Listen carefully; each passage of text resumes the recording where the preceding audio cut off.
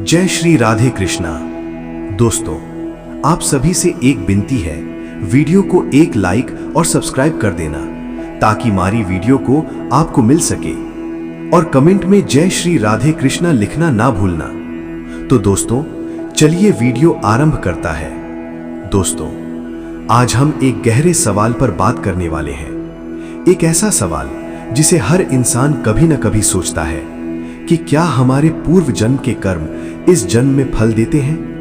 क्यों कोई जन्मते ही अमीर और कोई संघर्ष में? क्यों एक जैसा कर्म करने पर भी फल अलग अलग मिलता है? भगवान श्री कृष्ण ने जीवन, मृत्यु और जन्मों के रहस्य को जिस तरह समझाया है, वो हमारी सोच ही बदल देता है। आज मैं आपको गारंटी देता हूं, ये वीडियो खत्म होने तक आपका कर्म, भाग्य और जीवन को देखने का नजरिया बदल जाएगा। तो चलिए शुरू करते हैं। जय श्री कृष्ण। स्टार 1, कर्म क्या है और उसका खाता कैसे चलता है?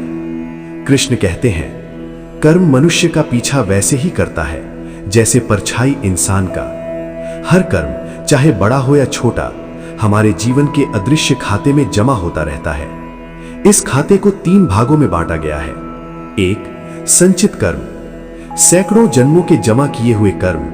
ये वही कर्म है जिनसे हमारा जन्म, परिवार, परिस्थितियां तय होती हैं। 2, प्रारब्ध कर्म, जो इस जन्म में फल के रूप में अनुभव होने वाले हैं, जैसे स्वास्थ्य, परिवार, अवसर, भाग्य। 3, क्रियमाण कर्म, जो अभी हम कर रहे हैं। ये सबसे शक्तिशाली हैं क्योंकि यही भविष्य बदलते हैं। कृष्ण कहते हैं, वर्तमान कर्म पूर्व कर्म से अधिक प्रभावी है। स्टार 2, क्यों कुछ लोग जन्मते ही भाग्यशाली दिखते हैं? अक्सर लोग पूछते हैं, क्यों कुछ लोग जन्मते ही अमीर परिवार में आते हैं? क्यों किसी को बिना मेहनत सफलता मिलती है? कृष्ण इसका बिल्कुल स्पष्ट उत्तर देते हैं। योग भ्रष्ट व्यक्ति अगले जन्म में उत्तम परिवार में जन्म लेता है, यानी जिसने पिछले जन्म में अच्छे कर्म किए हों जो अधूरे रह गए हों, वे उनके लिए नए अवसर बनकर इस जन्म में आते हैं।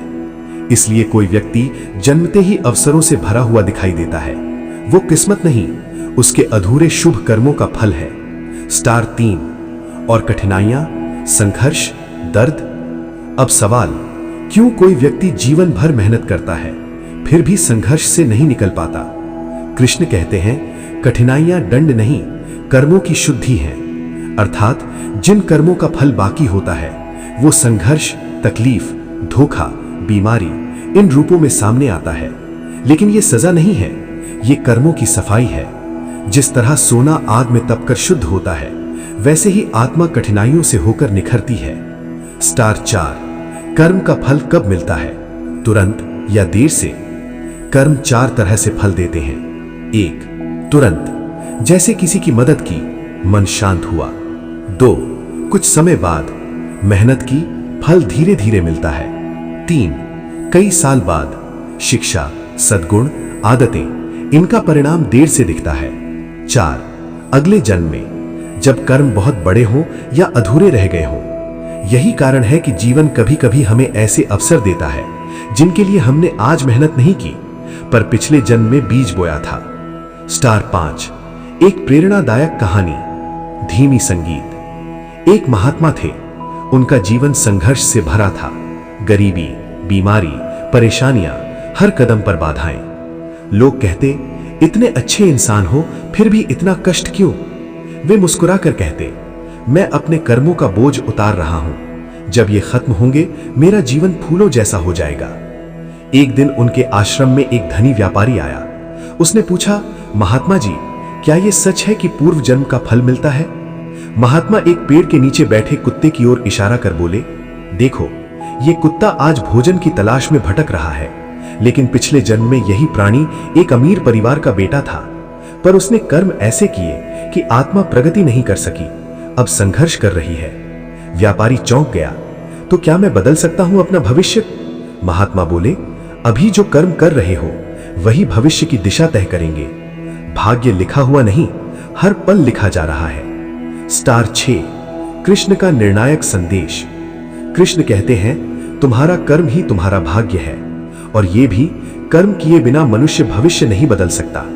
इसका मतलब आपका जन्म पूर्व कर्मों का परिणाम था, लेकिन आपकी मृत्यु कैसी होगी ये आपके वर्तमान कर्म तय करेंगे। आप कौन बनोगे, कहां पहुंचोगे, कितना पाओगे, ये सब अभी की मेहनत, सोच और आदतें तय करेंगी। स्टार 7, दुख क्यों आते हैं? गहरा सत्य। कृष्ण कहते हैं दुख इसलिए आते हैं क्योंकि आत्मा अभी भी शुद्ध नहीं हुई है। दुख बराबर आत्मा की सफाई, कठिनाइयां बराबर पुराने कर्मों का अंत, संघर्ष बराबर नए भविष्य की शुरुआत। जो इस बात को समझ जाते हैं उनके अंदर एक अद्भुत शांति आ जाती है। वे कभी शिकायत नहीं करते, वे हर घटना को एक पाठ की तरह देखते हैं। स्टार 8, पूर्व जन्म के कर्म मिटाने का तरीका।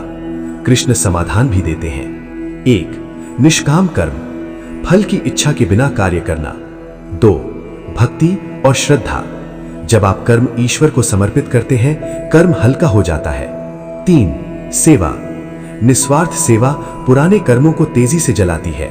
4, सत्य, अहिंसा, सदाचार, ये आत्मा को शुद्ध करते हैं जिससे पुराने कर्मों के फल कम होते हैं। 9, क्या भाग्य लिखा हुआ है? सबसे बड़ा भ्रम, जो लिखा है वही होगा। कृष्ण कहते हैं लिखा वही होता है जो तुम कर्म से लिखते हो। भाग्य कोई पत्थर नहीं, ये मिट्टी है। हर दिन आपके कर्म इसे नया आकार देते हैं। दोस्तों, अगर आप ये वीडियो देख रहे हो तो ये भी आपके पिछले अच्छे कर्मों का परिणाम है, क्योंकि हर किसी को ज्ञान का अवसर नहीं मिलता। याद रखो, कठिनाइयां कर्मों की सफाई हैं, अच्छे कर्म भविष्य बनाते हैं। कृष्ण पर भरोसा जीवन बदल देता है। जो बीत गया वो कर्म था, जो आने वाला है वो फल है, और जो अभी कर रहे हो वही भविष्य का बीज है। साथियों, अगर ये वीडियो आपको अच्छा लगा तो वीडियो को लाइक, कमेंट और शेयर करना मत भूलना, और कमेंट में जरूर लिखना जय श्री कृष्ण।